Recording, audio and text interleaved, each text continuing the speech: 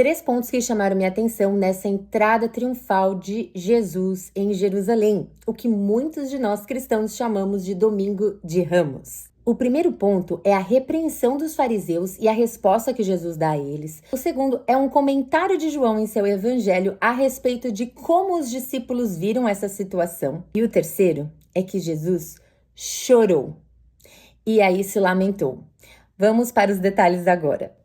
Bom, Jesus estava ali na região de Betânia, Betfagé, e era ali no Monte das Oliveiras, que fica a cerca de 2 quilômetros de Jerusalém. Um fato também muito interessante de notar é que Jesus, enquanto Deus, ele sempre é presciente e onisciente. Então, ele sabe de todas as coisas antes de acontecer e ele sabe de todas as coisas. Ele dá uma instrução clara aos discípulos que ele envia para conseguir esse jumento, inclusive de onde esse jumento estaria, o que eles deviam fazer, o que as pessoas falariam quando os vissem pegar aquele jumento e qual deveria ser a resposta deles. E tudo acontece conforme Jesus havia ordenado e descrito. E tudo isso também é parte do cumprimento da profecia de Zacarias 9:9, que nós vamos ver um pouquinho mais à frente. Mas então esses discípulos eles pegam esse jumento, trazem para Jesus, e aí Jesus então vai fazer esse caminho e entrar ali em Jerusalém, né? Passar pelo portão. E nesse momento haviam muitos peregrinos também em Jerusalém, não era só o pessoal dali, justamente porque eles estavam na semana que ia se celebrar a Páscoa judaica, né? A Pessar. E então, nesse momento, é que as pessoas voluntariamente pegam ramos de palmeiras. Inclusive, eu até vi que essa palmeira que a gente tem, né, na verdade, lá é muito comum a tamareira. E a tamareira, ela é da família das palmeiras e ela tem uma característica muito interessante de ela conseguir crescer ali em meio à diversidade. E não só isso, ela representava justiça, paz, prosperidade. Inclusive no costume romano, né? Porque isso que eu falei era no costume judaico, mas no costume romano também, esses ramos eram oferecidos aos soldados que tinham vitória em guerras. Então as pessoas ali colocam esses ramos pelo caminho onde Jesus está passando com o jumento e lançam os seus mantos. As pessoas nessa época usavam mantos para proteger ali do sol muito quente, do deserto, né? E também de quando baixa a temperatura. E colocar o seu manto que estava sobre o seu corpo, tirá-lo de você e colocar para uma pessoa passar, era símbolo, era sinal de realeza. Então elas estavam reconhecendo que Jesus é rei. Mas esse rei, ele está entrando num jumento. Não só é o cumprimento de Zacarias, né, 9:9, mas é símbolo do quê? De humildade, de mansidão. Porque um rei poderia usar, sim, um cavalo para representar poderio, força, mas Jesus entra cumprindo a profecia montado num jumento. Olha só o que Zacarias diz a respeito. Alegre-se, ó povo de Sião, exulte, ó preciosa Jerusalém.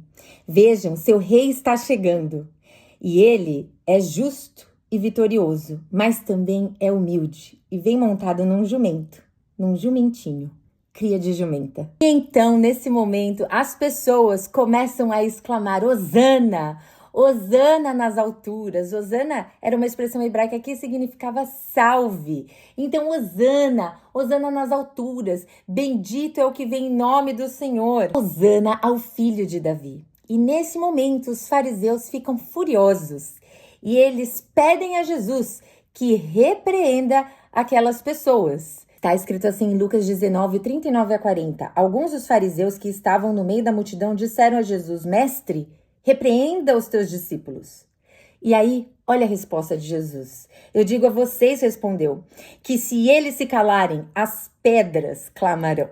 E aí, então, Jesus vai passar por toda aquela multidão e depois vários eventos vão acontecer ali na sequência. Afinal, isso era um domingo e nos lembremos de que a crucificação de Jesus aconteceu naquela próxima sexta-feira. E o que acontece nisso tudo? Se pararmos para pensar, Jesus estava ali na sua última semana pré-crucificação, que junto com a ressurreição, marcaria então o cumprimento do seu trabalho de redenção, de salvação. Mas ele estava então em sua última semana ali daquele ministério com as pessoas.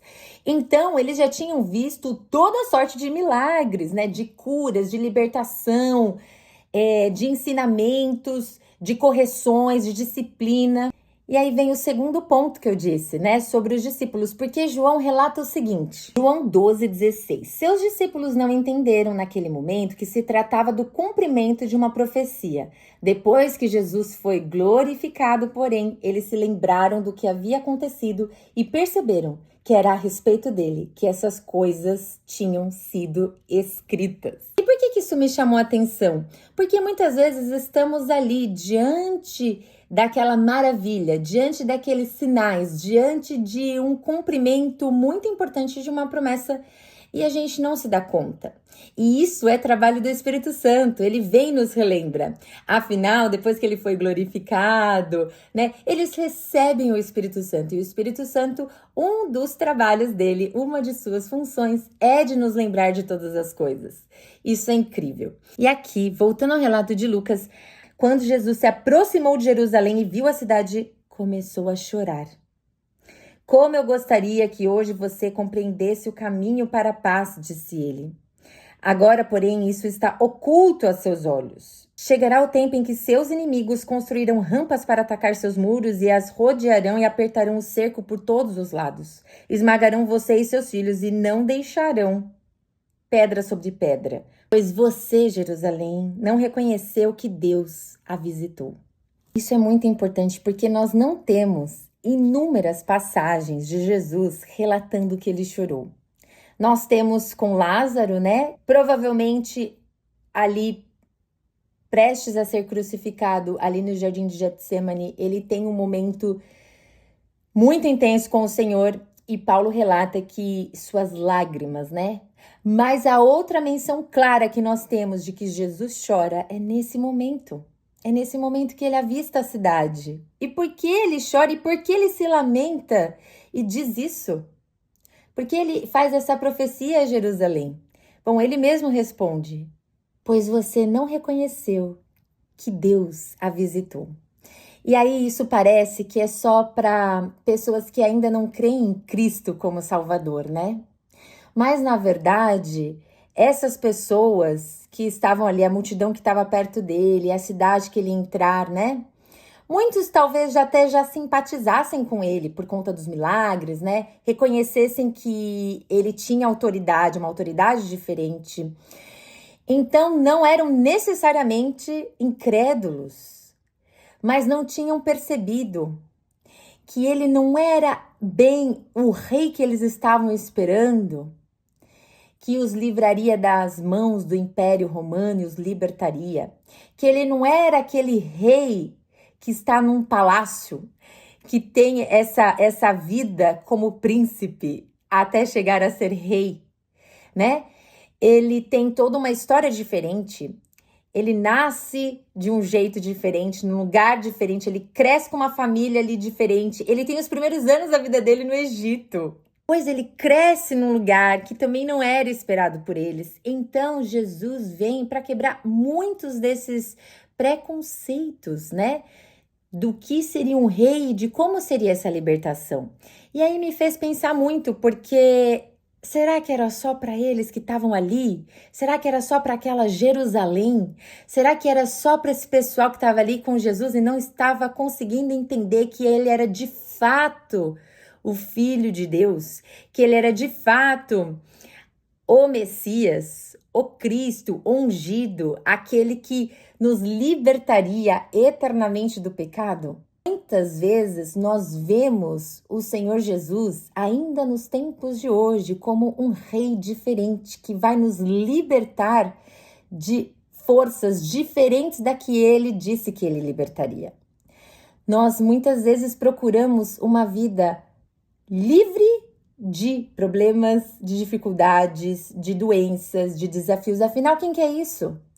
A gente também busca uma vida que seja cheia de conforto, de facilidade, de tranquilidade, de coisa boa.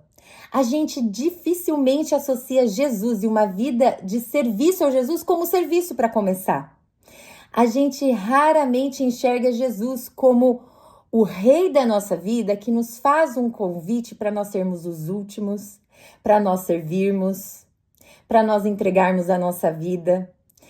Não é o tipo de rei que a gente quer também. Muitas das vezes não é o tipo de rei que a gente quer. Não é o tipo de Jesus que a gente estava esperando ter na nossa vida. Muitas vezes a gente pode enxergar agora Jesus, né, e Deus, né, a Trindade, como o gênio da lâmpada, que a gente esfrega ali a lâmpada quando precisa, eles aparecem e eles resolvem os nossos problemas e eles atendem os nossos pedidos.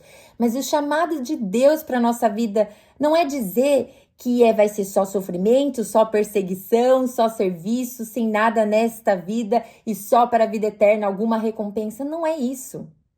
Mas o chamado de Deus, de Jesus, para nós, é de que nós sejamos sal e luz nessa terra. É de que sim, nós amemos uns aos outros como Ele nos amou. Lembremos, não é mais que nós amemos ao próximo, ao nosso amigo, a quem a gente gosta, como a nós mesmos. O padrão mudou, o referencial agora é o amor de Jesus por nós, que é um amor sacrificial. E é para amarmos a todos, uns aos outros, não é mais só o próximo. O convite dele é sim para que nós sirvamos uns aos outros. Até porque muitas das vezes o amor vai ser demonstrado através de serviço. Então o convite dele, ainda hoje, não é tão fácil de ser ou entendido, compreendido ou aceito. Assim como não era para eles também. Era muito mais fácil que ele fosse um rei que vencesse o inimigo e os libertasse. E desse mais uma vez aquela sensação de liberdade que eles sentiram depois de saírem do Egito. Será que Jesus olha para a gente hoje? Que estamos prestes a comemorar a Páscoa, a nossa Páscoa cristã. A Páscoa em que ele, que é o nosso cordeiro pascal, não mais o cordeiro animal que tinha que ser sacrificado para que aquele sangue, né, vertido representasse a expiação dos pecados, ou até mesmo pré-libertação do Egito, que fosse colocado ali nas portas como um sinal para que o anjo da morte não entrasse, não matasse. Esse sangue de Jesus que foi vertido exatamente no dia em que na tradição judaica eles tinham que sacrificar esse cordeiro santo. Jesus é o nosso cordeiro santo, que é sacrificado por nós. O sangue dele é vertido, esse sangue santo é vertido e ele é passado sobre nós. O mal não tem mais poder sobre todo aquele que reconhece essa obra redentora e fala, eu quero para mim. Ela é para todos, ela está disponível a todos. E não para na sua morte. Na verdade, é concluída na sua ressurreição, porque no terceiro dia ele vai ressuscitar. No terceiro dia, ele ressuscitou. Então, o Senhor Jesus venceu a morte. O mesmo poder de Deus que ressuscitou tantas outras pessoas antes mesmo de Jesus, ressuscita Jesus. Ele dá um nome que está sobre todo nome, nos céus e na terra e debaixo da terra. Meus irmãos, que nesse domingo de Ramos, que neste domingo, pré-Páscoa, pré-Sexta-feira Santa, a Paixão de Cristo, pré-crucificação, pré-ressurreição, a gente olhe para Jesus e pergunte, Jesus, o Senhor está olhando para a minha vida e lamentando? Ou o Senhor está se agradando da minha vida, está recebendo a minha adoração? O Senhor é Espírito. Deus, Trindade, é Espírito. E Ele espera de nós que o adoremos em espírito e em verdade. E essa adoração, esse amor, é expresso também no nosso amor ao próximo, no nosso serviço ao próximo. Então, esse domingo é um convite a não só a memória de fatos que aconteceram na época de Jesus, mas é um convite a entendermos onde estamos hoje como adoradores de Jesus ou seguidores de Jesus. Amém, meus irmãos? Maranata.